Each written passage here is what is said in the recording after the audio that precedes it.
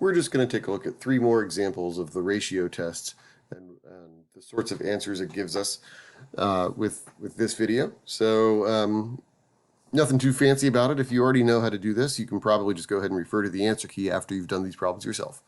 But if you need any help, here's the help. All right, so n raised to the n over n factorial. Okay, we might recall that n raised to the n is the granddaddy of them all as far as infinities are concerned, right? It's the fastest growing one. N factorial is pretty darn fast, but n to the n is even faster. When I say fast, I mean growing towards infinity more quickly. So that being said, we could just use the nth term test and decide that the individual terms don't tend towards 0. But let's say we didn't know that hierarchy of infinities. Then we're going to jump into the ratio test, and we should be able to figure out, hopefully, what this ratio equals. It might be a little bit more work, but I think we're up for the challenge. We've got n plus 1 raised to the n plus 1 divided by n plus 1 factorial. That's the n plus first term. We're going to divide that by the nth term, so that's going to be the n factorial on the top and n raised to the n on the bottom. Hoo boy. Okay, so let's see what happens here. Unfortunately, even though it is exponential on the top, the base is not fixed, so there aren't any common factors here. So let's see what we can do. At the very least, we can simplify the factorials. We get the limit as n approaches infinity of, we've got n plus 1 raised to the n plus 1, doesn't go anywhere. The n factorial is just gone though, right? And then we've got on the bottom, we've got just n plus 1 here, right? Because n plus 1 times n factorial is what this thing is, and then the n factorials cancel out. And then we still have the n raised to the n. That does not cancel out. All right, so you might think that we're done canceling, but then we'll notice that we've got a factor of n plus 1 on the bottom, and we've got tons of factors of n plus 1 on the top. So let's go ahead and reduce that. And we'll go ahead and reduce that and get the limit as n approaches infinity of, well, one of those factors is gone. So instead of having n plus 1 factors of n plus 1, we have n factors of n plus 1. And then on the bottom, we've got still that n to the n. All right, and we might want to rewrite this as the fraction n plus 1 over n raised to the n. In fact, this is starting to get a little bit exciting because we can see that the fraction here is the same thing as 1 plus 1 over n, and we're raising that to the n. Oh my goodness, that's my favorite limit. We have done this a number of times, and we know that this works out to be e. Who would have thought that e was going to show up here?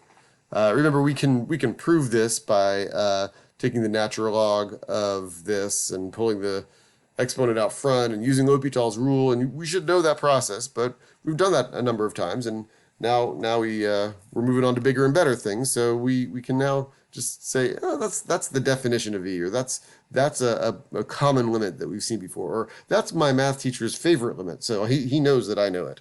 Anyway, e is a constant, right? It's a constant that's bigger than 1. It's 2.7 or so. So e is greater than 1. Therefore, as we discussed at the beginning, this is going to be a divergent series. Therefore, the series diverges by the ratio tests.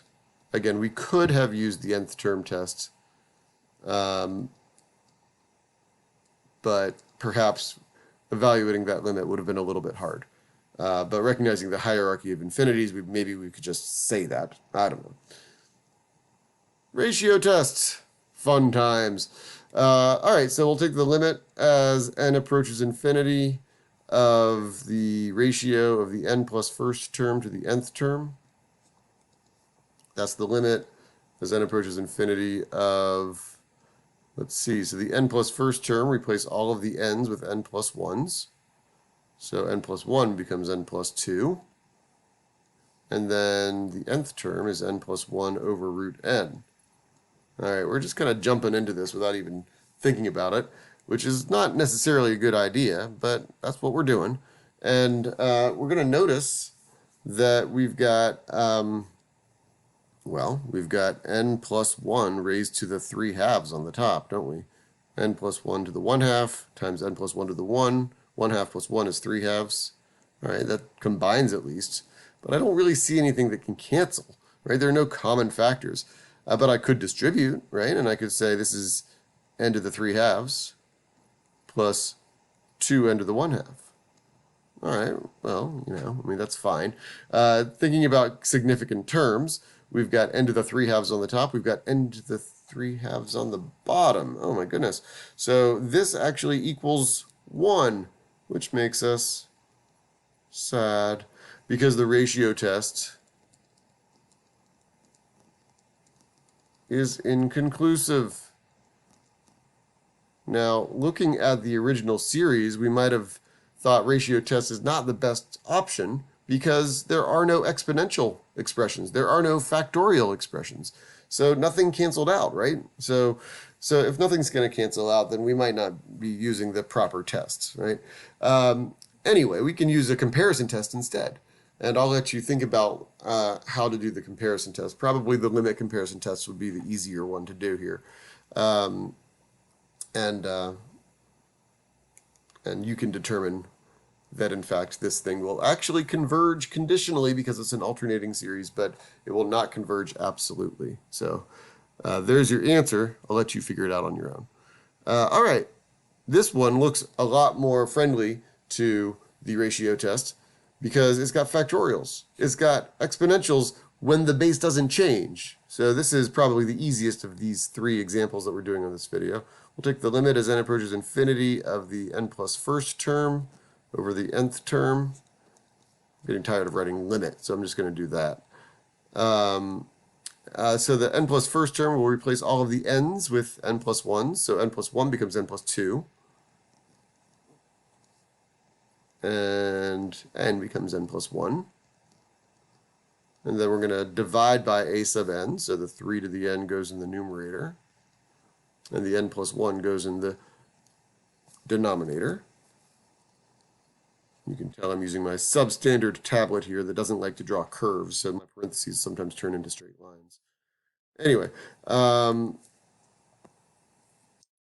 this is perfect for us because we see a whole bunch of factors of 3 on the top and the bottom. In fact, we have n factors of 3 on the top, which all go away, and one of our factors of 3 is remaining on the bottom. All right, we've got n plus 1 factorial on the bottom, but we've got n plus 2 times n plus 1 factorial on the top. So the n plus 1 factorials go away. N's plus 1 factorial? N plus 1's factorial? I don't know where to put the s there. Anyway, the limit as n approaches infinity of this, well, this is clearly going to be infinite. And that means that we can conclude, therefore, the series diverges by the ratio test. Again, going back to your hierarchy of infinities, factorials are bigger than exponentials. So we kind of expected this. But this is greater than 1, therefore the series diverges by the ratio test.